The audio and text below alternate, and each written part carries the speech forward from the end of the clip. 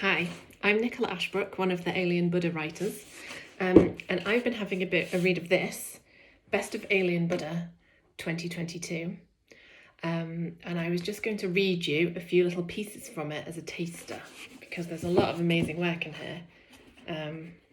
It's been really hard to choose, actually, which ones to read.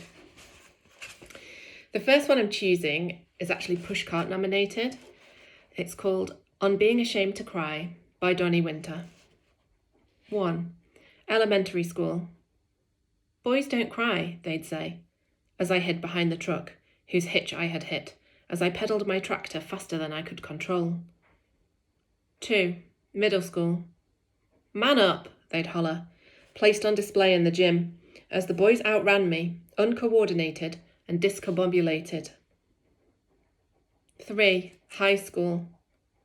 You're such a faggot, echoed through the locker room as the boys stood still and laughed when I'd look away, timid without any clothes. 4. College. You're too sensitive, ricocheted within these ribs, on a failing date, because my thoughts of romance weren't what real men wanted. 5. Graduate school. You're too much, they'd say, after I failed an exam, then went home to cry in my broken futon behind safe studio walls. 6. Postgraduate.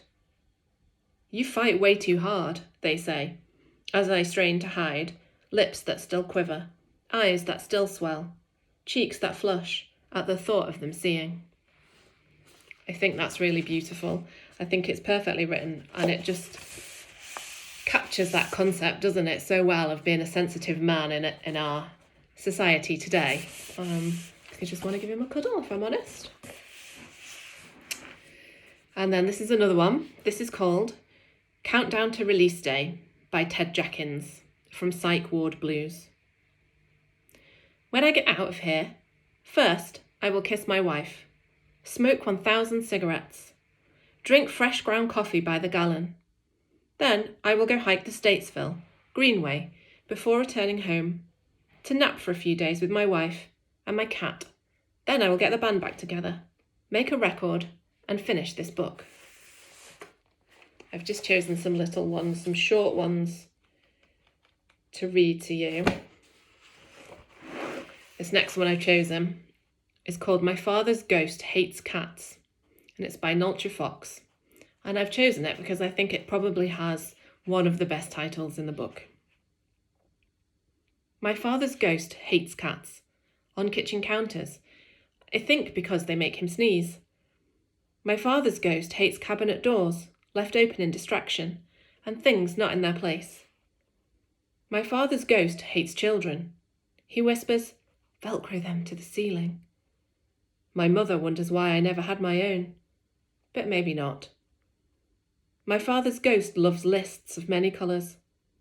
I toss them in the trash before I become my father's ghost. And then I've chosen a couple of little pieces of fiction as well, rather than poetry. This one is called Shark Teeth, and it's by Adrian Rosals from Caryatid Heart. Did you know shark teeth aren't attached by a root? This is why they lose so many. On average, at least one a week, and a tooth lost will be replaced by the next day. Their teeth are naturally cavity resistant. They grow covered in fluoride. For these reasons, sharks don't need dentists. Sharks might need dermatologists. Their skin is made of teeth, you know. Dermal denticles, to be specific. These are similar to scales, but made up of enamel. Dermal denticles grow layered, so that if you were ever to pet a shark, it would feel smooth in one direction, but rough in the other. Dermal denticles decrease drag and allow sharks to move quickly and quietly through the water. Humans have tried to replicate this in high-tech swimsuits. Sharks are also the most electrically sensitive animals we know of on this earth. They can sense the trembling of the ocean floor, just like stingrays and sea snakes and swimmers. They can sense electrical fields, including mine, as I sink into the tank at the aquarium where I work, because I miss the ocean I grew up on. They swerve out of my way with their big sharp smiles, and I collect their teeth off the sandy floor, scrub the acrylic windows, and think about my childhood orthodontist. It makes me want to read the rest of the book, that one does. I'm intrigued. And one last one. This is The Weather's Perfection by Alison Renner from Won't Be By Your Side. Now, I have read this one and it's very good. I can definitely recommend it. My wife is in the pool, teaching our daughter to swim. I'm dangling my legs in the shallow end, beer bottle on the concrete beside me. It's in a fitted zip koozie that looks like a scuba suit. I thought it kept the beer cold, but my wife said it kept the glass from getting in the pool if it broke. I'm sure she means by accident, but after our fight last night, it's hard to identify her tone.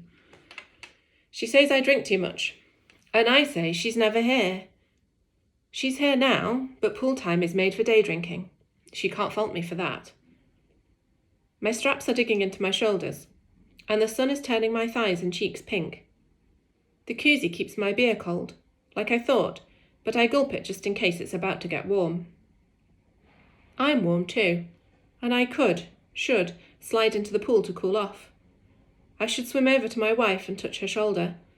I should start a cannonball contest with our daughter. I walk to the tiny fridge on the patio and pull out another beer.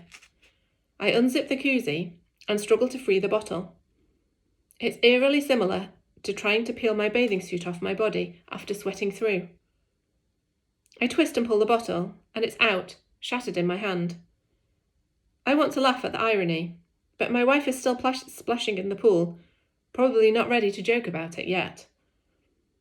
I watch the blood ooze from the cuts and wonder if I can patch myself alone, if I can chug the next beer before anyone notices I'm missing. So there's loads in here, absolutely loads. Look at all those different authors whose work features. I can highly recommend. Look, it's a chunk of a read. It's currently available on Amazon, both in colour and black and white. And there's also a deal on where you can get this one and the best of 2021 for $33. And that's for if you live in the UK or the US. Other places you might have to have a delivery charge. Highly recommend. Go get your copy.